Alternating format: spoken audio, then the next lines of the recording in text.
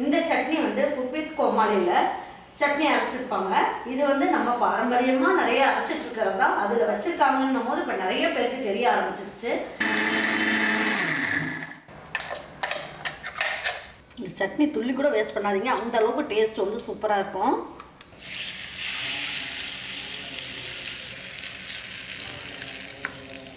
இன்றைக்கி நம்ம பார்க்க போகிறது ஒரு சூப்பரான டேஸ்டான பச்சை புளி கார சட்னி தான் அரைக்க போகிறோம். இந்த பச்சை புளி சட்னி வந்து பார்த்தீங்கன்னா நமக்கு இட்லி தோசைக்கெல்லாம் வச்சு சாப்பிட்றதுக்கு ரொம்ப நல்லாயிருக்கும். நல்ல ட்ராவல்க்கெல்லாம் எடுத்துகிட்டு போகிறதுக்கு ரொம்ப நல்லாயிருக்கும். வாங்க, இதுக்கு வந்து நம்ம என்னென்னலாம் போட போகிறோம் அப்படிங்கிறத நான் சொல்கிறேன். நம்மளுடைய சப்ஸ்கிரைபருக்காக இப்போ சம்மர் ஆஃபர் நம்ம மசாலாவுக்கு போடுறோம். அதில் 500க்கு மேலே வாங்குறவங்களுக்கு 5% டிஸ்கவுண்ட்டும், 1000 ரூபாய்க்கு மேலே வாங்குறவங்களுக்கு 10% டிஸ்கவுண்ட்டும், 2000 ரூபாய்க்கு மேலே வாங்குறவங்களுக்கு 15% டிஸ்கவுண்ட்டும் இப்போ சம்மர் ஆஃபராக கொடுக்கலான்னு நினச்சிருக்கோம். இது ஜூன் மாதம் வரைக்கும் இந்த சம்மர் ஆஃபர் நீடிக்கும். இது நான் எங்கள் வீட்டில் எப்படி வந்து நான் மசாலா அரைக்கிறேனோ அதே மாதிரி இதில் எந்த ஒரு கெமிக்கலும் கிடையாது, எந்த ஒரு கலரிங்கும் எதுவும் கிடையாது. நம்ம வீட்டுக்கு எப்படி நான் அரைப்பேனோ அதே மாதிரி தான் உங்களுக்கு அரைச்சி நான் வந்து கொடுத்துட்ருக்கேன். இந்த சம்மர் ஆஃபரை நீங்கள் வந்து பயன்படுத்திக்குவீங்கன்னு நான் நினைக்கிறேன். தேங்க்யூ. இந்த சம்மர் சீசனில் தான் வந்து புது புளியெல்லாம் நல்லா கிடைக்கும். நல்ல வெள்ளை கலர், அதாவது நல்ல பழைய புளினா கருப்பாக இருக்கும். புது புளி எப்படின்னா ஒரு மாதிரி நல்ல ப்ரௌன் கலரில் நல்லாயிருக்கும். கொஞ்சம் இனிப்பு டேஸ்ட்டோடையே இருக்கும், நல்லாயிருக்கும் இனிப்பாக.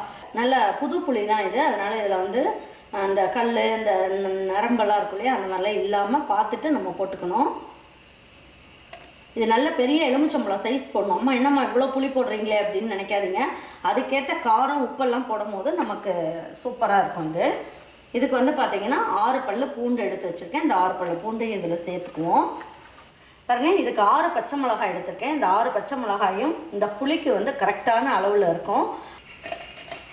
பாருங்கள், இந்த புளிக்கு தகுந்த அளவுக்கு உப்பு வந்து பார்த்திங்கன்னா 1 டேபிள் ஸ்பூனில் 3/4 ஸ்பூன் அளவுக்கு, அப்படி இல்லைன்னா டீஸ்பூனில் 1 ஸ்பூன் அளவுக்கு நம்ம போட்டுக்கணும்.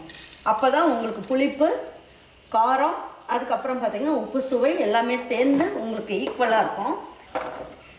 பாருங்கள், இதுக்கு ஈக்குவலாக நம்ம என்ன பண்ணலாம், இதில் வந்து 2 கைப்பிடி அளவுக்கு நல்லா இப்படி குமிச்சு பிடிச்சிங்கன்னா 2 கை அளவுக்கு சின்ன வெங்காயம் போட்டுக்கலாம்.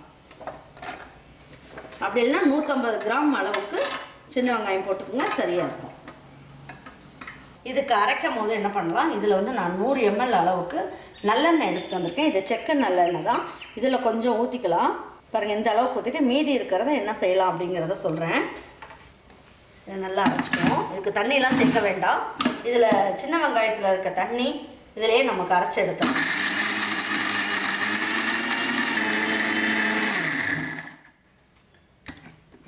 பாருங்கள், நல்லா அரைஞ்சிட்ருக்கு. இப்போ இதில் இன்னும் கொஞ்சம் எண்ணெய் சேர்த்துக்கலாம்.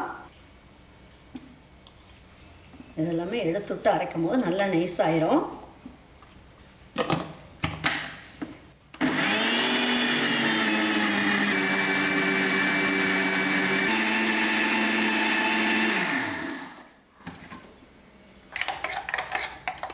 இந்த அளவுக்கு சட்னி வந்து நல்லா நைஸாக அரைச்சிட்டோம். இப்போ இதை எடுத்து ஒரு பாத்திரத்துக்கு மாற்றிக்கலாம்.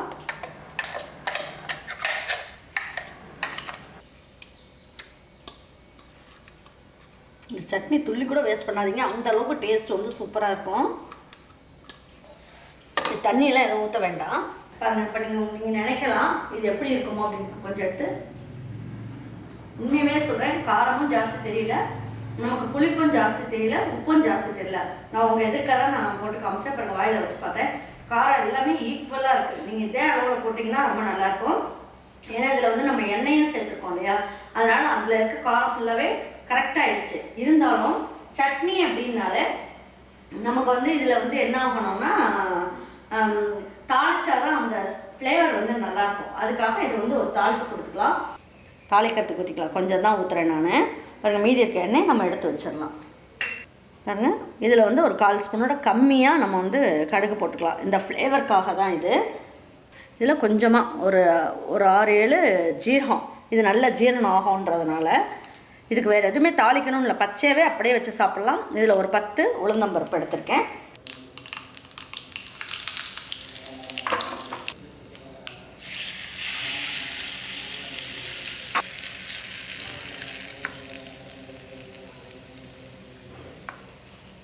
இப்போ நல்லா அந்த சூடாக இருக்க எண்ணெயை இந்த மாதிரி நல்லா கலந்து விட்டுக்குங்க.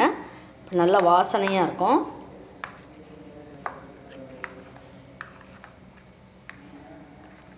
பாருங்கள், எண்ணெயும் வந்து அளவாக தான் இருக்குது, நல்ல டேஸ்ட்டாக இருக்கும். பாருங்கள், இதுக்கு வந்து நல்லா சுட சுட இட்லி வச்சுக்கோங்க. வச்சுட்டு இந்த சட்னி ரொம்ப வைக்கணும்லாம் அவசியம் இல்லை, கொஞ்சம் வச்சுட்டாலே போதும், இல்லை தாராளமாக தொட்டு சாப்பிட்லாம். இந்த அளவுக்கே போதும் நமக்கு.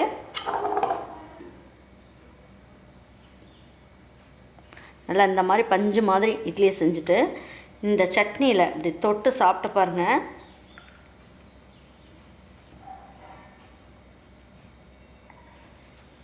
பாருங்கள் எவ்வளோ சாஃப்டான இட்லி.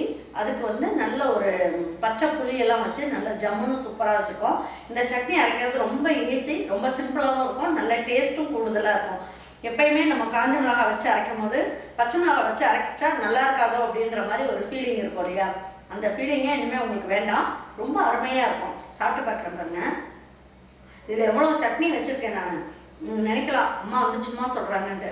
நீங்கள் நான் சொன்ன மெஷர்மெண்ட் அப்படியே அரைச்சி பாருங்கள், உங்களுக்கு தெரியும். சுத்தமாக காரமே தெரியல, ரொம்ப நல்லா இருக்கு, சூப்பராக இருக்குது. நீங்களும் உங்கள் வீட்டில் இருக்கவங்களுக்கு நான் சொன்ன மாதிரி இதே மாதிரி சட்னி அரைச்சி கொடுங்க. அரைச்சி கொடுத்துட்டு அவங்களுக்குலாம் பிடிச்சிருந்ததுன்னா லைக் பண்ணுங்கள், ஷேர் பண்ணுங்கள், சப்ஸ்கிரைப் பண்ணுங்கள், மறந்துடாமல் கமெண்ட்ஸ் பண்ணுங்கள். தேங்க்யூ ஃபார் வாட்சிங் ஈரோடு அம்மாச்சி சமையல். தேங்க்யூ.